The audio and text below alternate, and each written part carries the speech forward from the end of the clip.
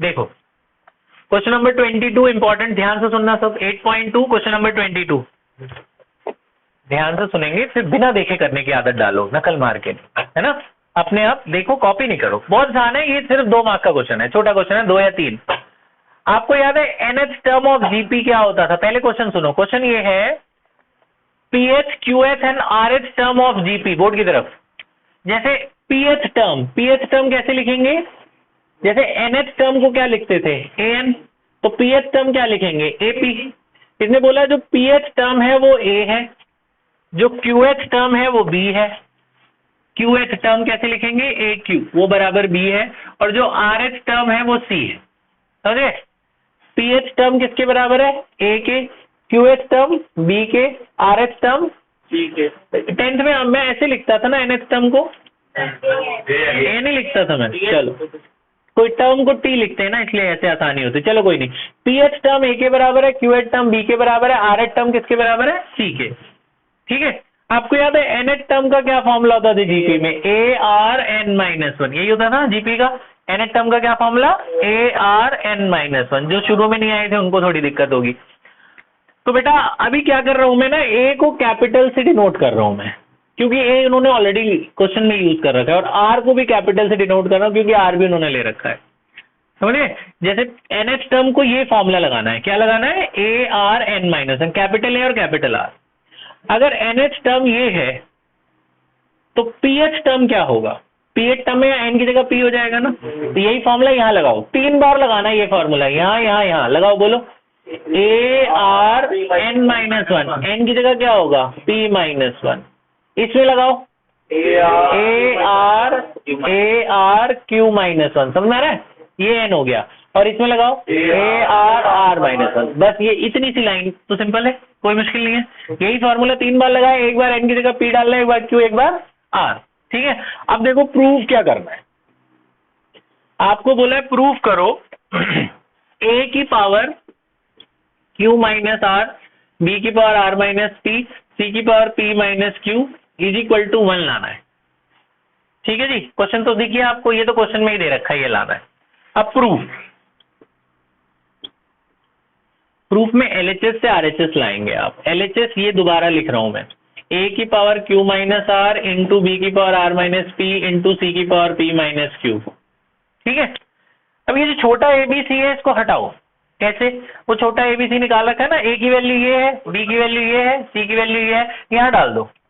ए हटाकर ये रख सकते हैं, बी हटाकर ये, और सी हटाकर ये, है ना। तो ये डालता हूं मैं, तो ए नहीं लिख रहा मैं, ए हटाकर मैं ये लिख रहा हूं। क्या लिख रहा हूं? ए आर पी माइनस 1, उसकी पावर कितनी है? Q minus are. ए की वैल्यू मैंने ये लिख दी ना, ब्रैकेट लगा के उसके बाहर ये लिख दिया बस। इधर बी हटाकर बी की वैल्यू लिख दो, क्या? A R Q minus 1, B हटाकर ये, और उसकी पावर ये तो है ही, और सी हटाकर ये, बोलो ए आर माइनस 1, उसकी पावर कितनी है? P minus Q. ठीक है। यहां तक आपने ये सुना होगा अगर एक्स वाई दोनों का स्क्वायर है तो ये इस पे भी जाता है, इस पे भी जाता है, और अगर उस पे पहले से ही कोई पावर लगी हो तो ये दोनों मल्टीप्लाई हो जाते हैं ना, है ना। तो देखो ये दोनों की पावर है ना, ये तो दोनों की पावर है ना, ये तो ये पावर इस पे भी लगेगी, इस पे भी लगेगी। बोलो क्या होगा? ए की पावर क्यू माइनस आर, और आर की दो पावर हो जाएंगी, मल्टीप्लाई हो जाएगा ना, पी माइनस 1 और क्यू माइनस आर। इधर ए की पावर क्या होगी? आर माइनस पी, और आर की दो पावर, बोलो क्यू माइनस 1 और आर माइनस पी। ए की पावर क्या होगी? पी माइनस क्यू, आर की पावर ये दोनों आर माइनस 1 और। इसके बाद ये 2 लाइन का और क्वेश्चन है, बस वो आप करेंगे, मैं बता दे रहा हूं। देखो ये 3 बार है, दिख रहा है? ये मल्टीप्लाई में है सब। जब मल्टीप्लाई में होता है तो एक ही बार लिखते हैं ना बेस, तो पावर ऐड हो जाती है ना, तो एक ही बार ए लिखना, 3 बार ए मत लिखना। पावर जोड़ दो सारी। इसकी पावर कितनी है? क्यू माइनस आर, उसकी ए की पावर क्या है? आर माइनस पी, और इधर ए की पावर कितनी है? P minus Q. देखा? एक बार ए लिखा मैंने, बस बार बार ए नहीं लिखना। ऐसे आर भी एक ही बार लिखो, 3 बार आ रहा है ना, एक ये रहा, एक ये रहा, एक ये रहा, उनकी पावर जोड़ दो। ये क्या है? P minus 1 into Q minus R, plus ये वाली पावर भी जुड़ जाएगी, Q minus 1 R minus P, plus R minus 1 और पी माइनस क्यू। अब देखो तुम्हें यहाँ दिखेगा, ये देखो प्लस क्यू से माइनस क्यू कट गया, प्लस पी से माइनस पी कट गया, प्लस आर से माइनस आर कट गया, ए की पावर कितनी आ गई। ऐसे ये ब्रैकेट जब खोलोगे ना ये भी सब कट जाएंगे, वो करना आप लोग, ये सारे कट जाएंगे, उसकी पावर भी क्या हो जाएगा, ये जीरो हुआ नहीं है, तुमने दिखाना है, ऐसे डायरेक्ट मत लिखना, टीचर काट दे। ये ब्रैकेट खोल दोगे सारे कट जाएंगे, उसकी पावर जीरो, किसी की पावर जीरो क्या होता है 1, किसी की पावर जीरो 1, 1 इंटू 1 1 आ गई। आया समझ में? ठीक है, कुछ नहीं करना है, ये देखो मैं मिटा नहीं रहा हूं लेकिन खुद करो ये, ठीक है। एक और छोटा सा क्वेश्चन और, क्योंकि फिर दो अलग अलग रिकॉर्डिंग सब क्वेश्चन की अलग अलग बन जाएगी, इसको एक में डाल देते हैं। अगला सुनिए, बोर्ड की तरफ ध्यान। अगला क्वेश्चन है बेटा, बोर्ड की तरफ देखिए, ये है 20, थोड़ा एक आसान वाला बता देता हूं ना, देखो मिसलेनियस का क्वेश्चन नंबर 2 या 1 ही देख लो। मिसलेनियस का पहला, एक आसान वाला, एक मुश्किल एक आसान, ये थोड़ा मुश्किल था वो इजी। सुनो, देखो बोर्ड की तरफ, इसने बोला है थोड़ा देखने में मुश्किल है क्वेश्चन आसान, ये कुछ इस तरीके से बोला है इसने, एफ एक्स प्लस वाई बराबर है F X into F Y के, और F1 बोला है 3 है, और सम ऑफ एफ एक्स 1 से लेकर n तक 120 है, बोला n बताओ। तो क्वेश्चन देखने में बहुत मुश्किल लग रहा है बहुत आसान, देखो कैसे।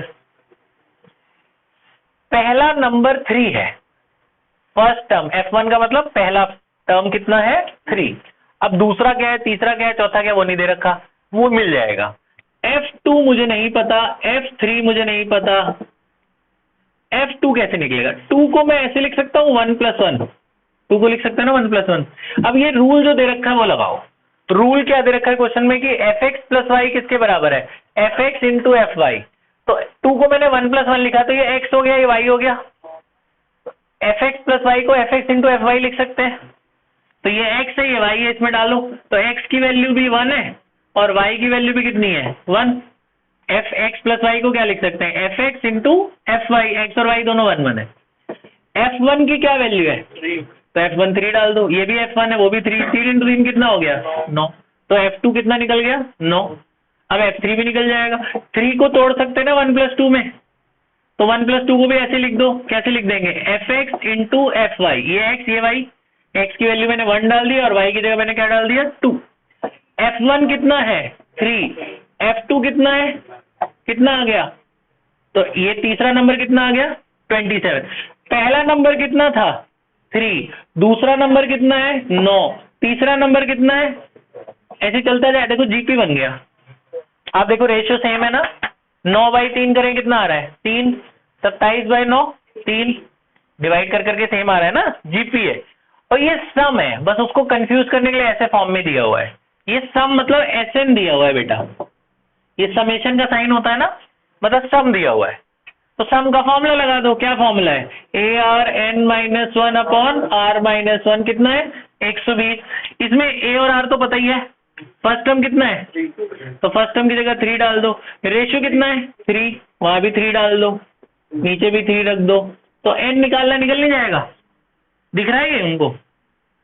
3 से 120 कट गया, कितना आया 40, ये 3 - 1 2 उधर चला गया, इधर लिख देता हूं, इधर ये हो गया 3n-1 डिवाइड बाई नीचे कितना आया 2, उधर कितना बचा है 40 इंटू 2 है ना, तो 3 की पावर n-1 इक्वल टू कितना आ गया 80, उधर 1 उधर चला गया, लिख दूं सीधा, -1 उधर जाएगा, ऐड हो जाएगा, कितना हो जाएगा 81।